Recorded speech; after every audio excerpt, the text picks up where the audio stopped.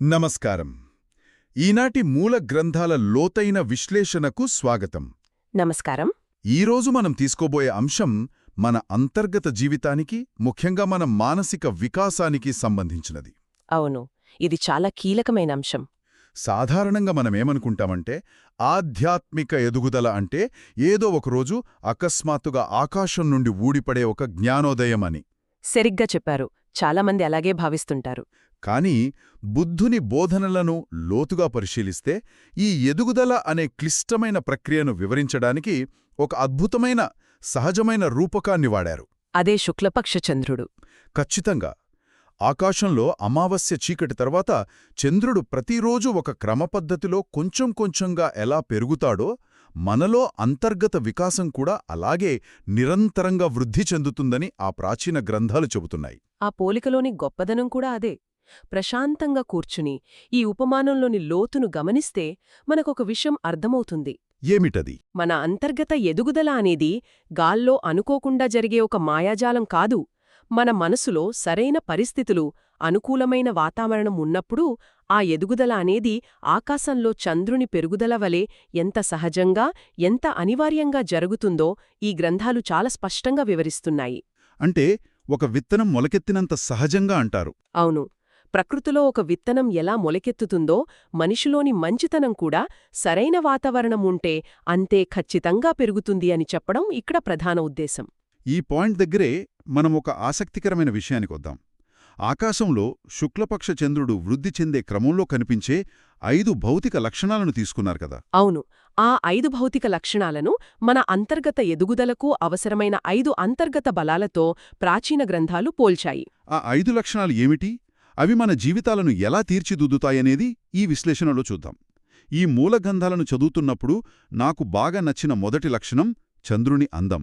ప్రాచీన గ్రంథాలు ఈ అందాన్ని ఆధ్యాత్మిక మార్గంలో నమ్మకం లేదా శ్రద్ధతో పోల్చాయి కదా. అవును.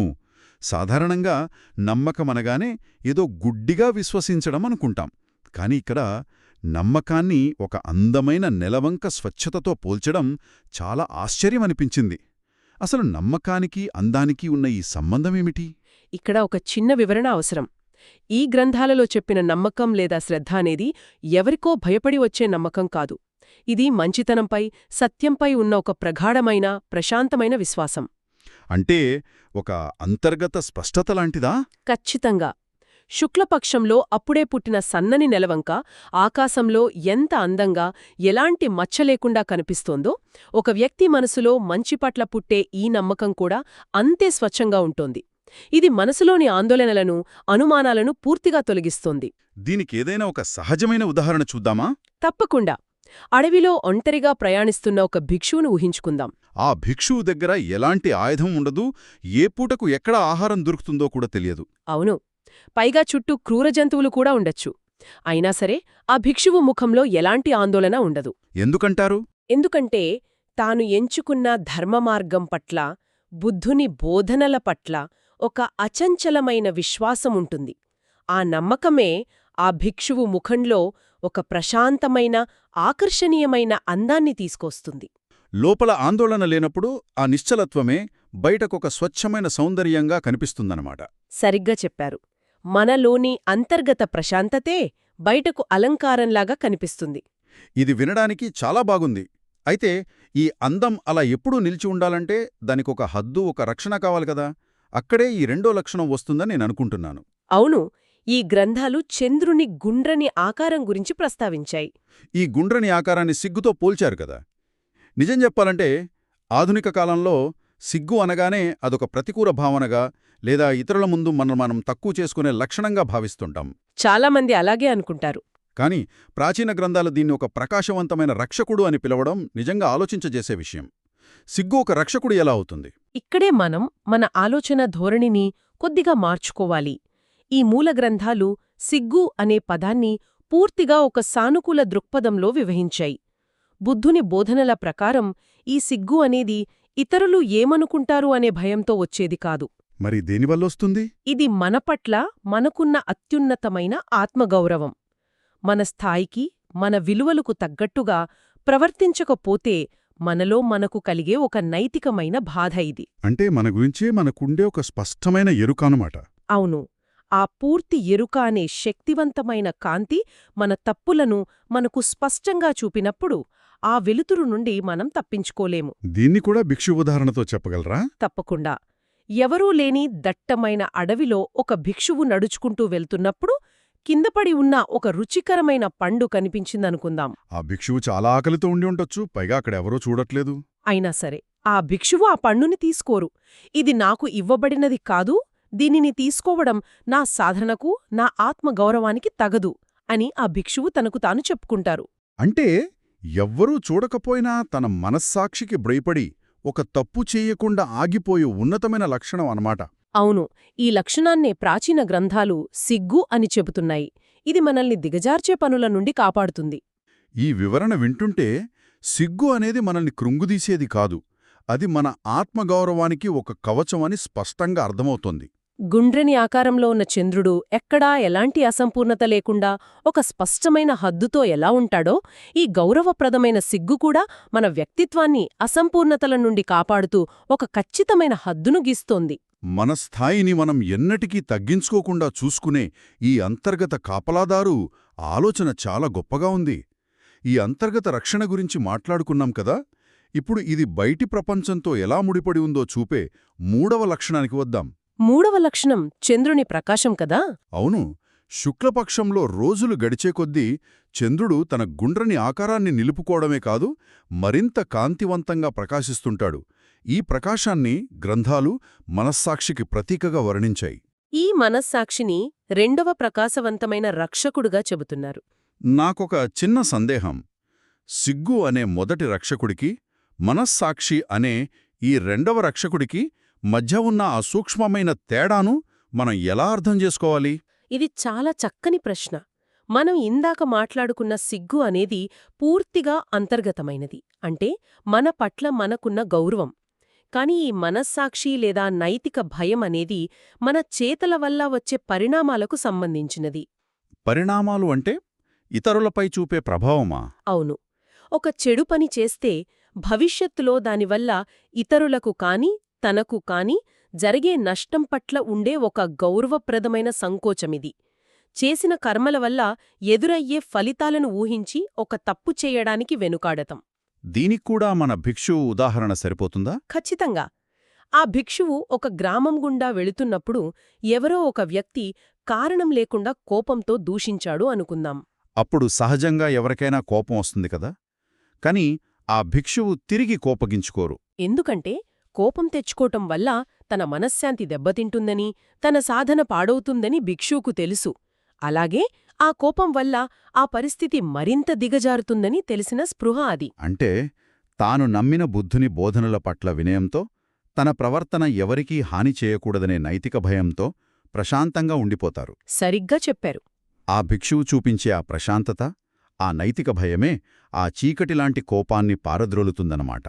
చీకటిని చీల్చుకుంటూ వచ్చే చంద్రుడి కాంతిలాగే ఈ మనస్సాక్షి మనలోని అజ్ఞానపు ఆలోచనలను, చెడు ప్రతిచర్యలను పారద్రోలుతుంది. అవును. అంతర్గత గౌరవం అంటే సిగ్గు, మరియు బాహ్య పరిణామాల పట్ల స్పృహ అంటే మనస్సాక్షి, ఈ రెండూ కలిసినప్పుడు మనిషి ప్రవర్తన ఎంత స్వచ్ఛంగా ఉంటుందో మనం ఊహించవచ్చు. నిజమే. ఇక ఈ ప్రయాణంలో ముందుకు వెళ్తే నాలుగవ లక్షణం మన ముందుకొస్తుంది. అది దినదినాభివృద్ధి చెందే చంద్రుని పరిమాణం. శుక్లపక్షంలో ప్రతి రాత్రి చంద్రుడు కొంచెం కొంచెంగా పెద్దవాడవుతుంటాడు కదా. ఈ పరిమాణం పెరగడాన్ని ప్రాచీన గ్రంథాలు కృషితో లేదా నిరంతర ప్రయత్నంతో పోల్చాయి. ఆధ్యాత్మిక మార్గమనగానే చాలామంది ఒక చెట్టు కింద కూర్చోగానే అకస్మాత్తుగా అంతా తెలిసిపోతుంది, జ్ఞానోదయమవుతుంది అనుకుంటారు. కాని ఈ మూలగ్రంథాలు మాత్రం నిరంతర కృషికి అంత ప్రాముఖ్యత ఇవ్వడం వెనుక ఉన్న అసలు కారణమేమిటి? ఎందుకంటే ఆ గ్రంథాలు వాస్తవానికి చాలా దగ్గరగా ఉంటాయి. ఆధ్యాత్మిక ఎదుగుదల అనేది ఎన్నటికీ ఒక్క రాత్రిలో జరిగే అద్భుతం కాదు. అది ఒక నిరంతర ప్రయాణం, కొన్నిసార్లు చాలా కష్టంతో కూడుకున్న ప్రయాణం కూడా. అంటే మనలో ఆశ, కోపం లాంటి దుర్గుణాలు తొలగిపోవడానికి రోజూ ప్రయత్నించాలన్నమాట. ఖచ్చితంగా. చంద్రుడు ప్రతిరోజూ కొంచెం కొంచెం పెరుగుతూ ఎలా పూర్ణత్వం వైపు, అంటే పౌర్ణమి వైపు వెళతాడో, ఒక భిక్షువు చేసే సాధన కూడా అలాగే నిరంతరంగా సాగుతుంది. ప్రతి క్షణం మనం చేసే ప్రయత్నమే ఈ కృషి. అవును. ఉదాహరణకు ఒక భిక్షువు గంటల తరబడి ధ్యానంలో కూచున్నప్పుడు కాలిలో తీవ్రమైన నొప్పి రావచ్చు, లేదా విపరీతమైన ఎండ, చలిలాంటివి ఇబ్బంది పెట్టవచ్చు, మనసు ఎన్నో పాత జ్ఞాపకాల వైపు లాగవచ్చు. ఆ సమయంలోనే ఈ కృషి అనేది బయటపడుతుంది. సరిగ్గా చెప్పారు. ఇదంతా శాశ్వతం కాదు, నేను నా సాధనను వదలను అని తమ ఏకాగ్రతను నిలుపుకోవడానికి వారు చేసే ఆ రోజువారీ పోరాటమే ఈ కృషి. నిన్నటికంటే ఈరోజు కొంచెం మెరుగ్గా ఉండాలి, ఈరోజు సాధించిన ప్రశాంతత రేపటికి పునాది కావాలి. వింటుంటే గొప్ప విషయాలు ఏవీ సులభంగా రావు అన్న విషయం మళ్లీ రుజువవుతోంది. చంద్రుడు ఒక్కసారిగా పౌర్ణమి నాటి చంద్రుడిలా ఆకాశంలో ప్రత్యక్షం కాడు. ప్రతి క్షణం, ప్రతి రాత్రి తనను తాను విస్తరించుకుంటూ వస్తాడు. మనసును అదుపులో పెట్టుకోవడం కూడా అలాంటి ఒక రోజువారీ శ్రమ. ఈ అలుపెరగని కృషితో ఒక నిర్దిష్టమైన స్థాయికి చేరుకున్నాక 5వ లక్షణం వస్తుంది. అదే చంద్రుని చుట్టుకొలత లేదా వ్యాప్తి. చంద్రుని పరిమాణం పెరిగే కొద్దీ ఆ కాంతి ఆకాశంలో ఎంత దూరం వ్యాపిస్తుందనేది కూడా పెరుగుతుంది కదా. ఈ వ్యాప్తిని ఈ గ్రంథాలు అత్యంత ముఖ్యమైన జ్ఞానంతో పోల్చాయి. నమ్మకంతో మొదలై సిగ్గు, మనస్సాక్షి అనే హద్దులు ఏర్పర్చుకుని నిరంతర కృషితో ముందుకు సాగిన తర్వాత వచ్చే ఈ జ్ఞానమనేది కేవలం పుస్తకాలు చదివితే వచ్చేది కాదని స్పష్టమవుతోంది. ఈ జ్ఞానం గురించి ప్రాచీన గ్రంథాలు ఏం వివరిస్తున్నాయి? ఇక్కడ జ్ఞానమంటే సమాచారాన్ని సేకరించడం కాదు, ఇది ఒక పరిపూర్ణమైన అవగాహన. అంటే విషయాలను ఉన్నవి ఉన్నట్లుగా చూడగలగడమా? అవును. చంద్రుని చుట్టుకొలత పెరిగే కొద్దీ ఆకాశంలో చీకటి ప్రాంతం ఎలా పూర్తిగా మాయమవుతూ వస్తుందో, జ్ఞానం పెరిగే కొద్దీ మన మనసులోని అజ్ఞానం, భ్రమలు పటాపంచలైపోతాయి. ఏది శాశ్వతమైనదో, ఏది అశాశ్వతమైనదో పూర్తిగా గ్రహించేలా ఈ జ్ఞానం మనల్ని తీర్చిదిద్దుతుంది. ఇందాక మనం అనుకున్న ఉదాహరణలో తనను దూషించిన వారిపై భిక్షువు మనస్సాక్షి అనే భయంతో కోపం తెచ్చుకోలేదనుకున్నావు కదా. మరి జ్ఞానం వచ్చాకెలా ఉంటుంది? ఈ జ్ఞానమనే స్థాయికి చేరుకున్నాక ఆ భిక్షువులో కోపమనే భావన అసలు పుట్టనే పుట్టదు. అసలు కోపమే రాదా? రాదు. ఎందుకంటే దూషించిన వ్యక్తి కూడా తన స్వంత అజ్ఞానం వల్ల, బాధ వల్ల అలా ప్రవర్తిస్తున్నాడని ఆ భిక్షువు అర్థం చేసుకుంటారు. ఈ విశాలమైన దృక్పథమే జ్ఞానం. ఇది మన అవగాహన పరిమితులను చెరిపివేసి ఒక అనంతమైన ప్రశాంతతనిస్తుంది. ఎంత గొప్పగా వివరించారు! ఈ 5 లక్షణాలను నమ్మకం, సిగ్గు, మనస్సాక్షి, కృషి, జ్ఞానం వీటిని ఒక క్రమంలో చూసినప్పుడు నాకొక అద్భుతమైన విషయం అర్థమైంది. అదేమిటో చెప్పండి. ఈ ప్రాచీన గ్రంథాలలో మంచితనం వైపు వేగం అనే ఒక భావన దాగి ఉంది. అంటే అంతర్గత ఎదుగుదల అనేది విడివిడి సంఘటనల కలయిక కాదు, ఇదొకటికొకటి తోడై పెరిగే ప్రయాణం. మొదటి అడుగు వేయడం కష్టమేమో కాని ఆ తర్వాత ప్రయాణం దానంతటదే వేగం పుంజుకుంటుందనిపిస్తోంది. ఖచ్చితంగా. బుద్ధుని బోధనలలో ఈ విశ్లేషణ అత్యంత కీలకమైనది. అంతర్గత ఎదుగుదల అనేది ఒక సంచిత ప్రక్రియ. అంటే ఒకదానికొకటి తోడవుతూ వెళ్తోందన్నమాట. అవును. ప్రశాంతమైన నమ్మకం ఉన్నప్పుడు తప్పు చేయకూడదనే ఒక సహజమైన ఆత్మగౌరవం అంటే సిగ్గు పుడుతుంది. ఆ ఆత్మగౌరవం ఉన్న వ్యక్తి తన చుట్టూ ఉన్న ప్రపంచానికి హాని చేయకూడదనే మనస్సాక్షితో మెలుగుతాడు. ఈ నైతిక ప్రవర్తన వల్ల మనసులో ఎలాంటి అపరాధ భావన ఉండదు కదా? ఉండదు. అపరాధ భావన లేనప్పుడు ధ్యానంలోగాని, సాధనలోగాని నిరంతర కృషి చేయడం చాలా సులభమవుతుంది. ఆ ఏకాగ్రతతో కూడిన కృషి చివరికి సత్యాన్ని చూసే జ్ఞానంగా మారుతుంది. ఇదంతా ఒకదానికొకటి బలంగా ముడిపడి ఉన్న అద్భుతమైన గొలుసుకట్టు. ఒకసారి ఈ 5 బలాలతో శుక్లపక్షం మొదలవగానే, అంటే ఆ కాంతివంతమైన ప్రయాణం ప్రారంభం కాగానే, ఇక ఆ పూర్ణత్వం వైపు ప్రయాణం ఒక సహజమైన వేగంతో అప్రయత్నంగా ముందుకు సాగుతుంది. ఒక్కొక్క లక్షణం తరువాతి లక్షణానికి ఇరువులా పనిచేస్తుందన్నమాట. ఈరోజు మనం చేసిన ఈ లోతైన విశ్లేషణను ఒకసారి గమనిస్తే ప్రస్తుత గందరగోళ ప్రపంచంలో ఈ బోధనల ఆవశ్యకత ఎంతైనా ఉందనిపిస్తోంది. నిజమే. ఆధ్యాత్మిక వెలుగు అనేది ఎప్పుడో అకస్మాత్తుగా వచ్చి మాయమయ్యే మెరుపు కాదని, అది క్రమక్రమంగా వృద్ధి చెందే ప్రక్రియ అని మనం గుర్తించాలి. మనం ఎంత కష్టాల్లో ఉన్నా సరే, సన్నని నిలవంకలా ప్రారంభించినా నమ్మకం మరియు కృషి ఉంటే మన జ్ఞానం తప్పక వృద్ధి చెందుతుంది. దాని వెలుగు మన చుట్టూ ఉన్న చీకటిని తొలగిస్తుంది. అవును, ఇది ఎవరికైనా సాధ్యమే. ఎందుకంటే ఆకాశంలో చంద్రుడి పెరుగుదల ఒక ప్రకృతి నియమమైతే, మనలోని ఈ ఎదుగుదల మాత్రం పూర్తిగా మన చేతుల్లోనే ఉన్న అభ్యాసం. మనం వాటిని పోషిస్తే చాలు, అవి వాటంతట అవే ఎదుగుతాయి కదా. ఖచ్చితంగా.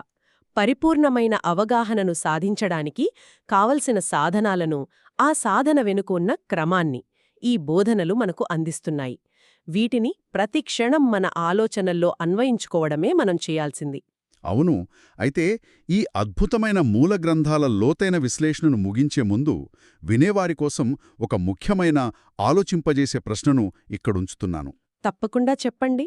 ప్రాచీన గ్రంథాలు చెబుతున్నట్లుగా ఈ 5 లక్షణాలు మనలో స్థిరంగా ఉన్నంతకాలం మనం శుక్లపక్షంలా వెలుగువైపు ప్రయాణిస్తూ ఉంటాం. కాని ఏమాత్రం ఏమరుపాటుగా ఉన్నా ఈ లక్షణాలు లోపించినప్పుడు మనలో తిరిగి కృష్ణపక్షంలా క్షీణత మొదలవుతుంది. చీకటి ఆవరించడం మొదలవుతుంది. అవును, ఆ క్షీణత కూడా అంతే సహజంగా వస్తుంది. అయితే మనం ఆలోచించాల్సిన విషయం ఒకటుంది. ఈ 5 లక్షణాలను మనం ఎంతో నిష్టగా సాధన చేస్తున్నాము అని అనుకుంటున్నప్పుడు కూడా మనకి తెలియకుండానే ఆ కృష్ణపక్షపు క్షీణత మనలోకి ప్రవేశిస్తోందని సూచించే మొదటి సూక్ష్మ సంకేతం ఏమిటి? చాలా లోతైన ప్రశ్న. మన ఆత్మగౌరవంలో కాని, మన నిరంతర కృషితో కూడిన సాధనలో కాని ఆ అంతర్గత చీకటి నెమ్మదిగా మొదలవుతోందని ఎలా పసిగట్టాలి? ఆ చీకటి పూర్తిగా మన మనస్సును ఆవరించకముందే ఆ మొదటి సంకేతాన్ని గుర్తించి తిరిగి వెంటనే వెలుగువైపు ప్రయాణం సాగించడం ఎలా? ఇది ప్రతి ఒక్కరూ తమలో తాము ఎంతో నిజాయితీగా అన్వేషించుకోవాల్సిన ప్రశ్న.